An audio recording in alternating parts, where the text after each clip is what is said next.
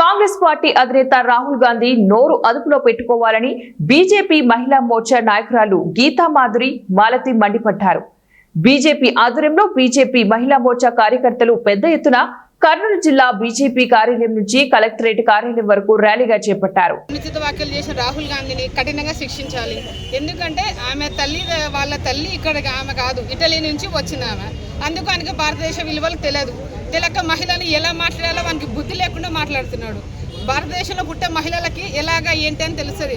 మా మోడీ గారు మహిళలకు 33% ఇచ్చి చాలా కార్యక్రమాలకు అన్నిటికీ మహిళలకి పెద్దపీట వేసి ఉంది మాకి. ఇప్పుడు మా నిర్మలా సీతారామన్ గారు ముర్ము గారు అందరికీ మహిళలకు పెద్దపీట వేస్తే ఈ వెధవ రాహుల్ గాంధీ గారు వాడికి ఏం తెలియదు కానీ తెలియకుండా ఆమె స్వర్గస్థులైన ఆమె మీద అన్నారు.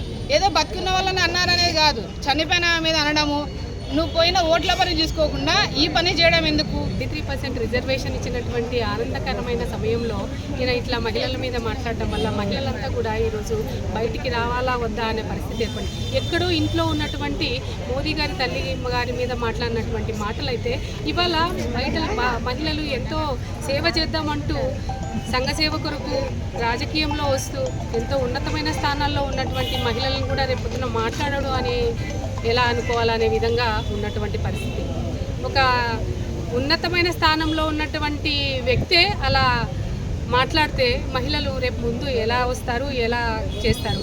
ఇప్పుడు డిఫమేషన్ అంటూ మోడెస్టీ ఉమెన్ కింద ఎన్నో చట్టాలు ఉన్నాయి, అయినా కూడా భయం లేకుండా చట్టాలను కూడా వ్యతిరేకిస్తున్నటువంటి పరిస్థితి.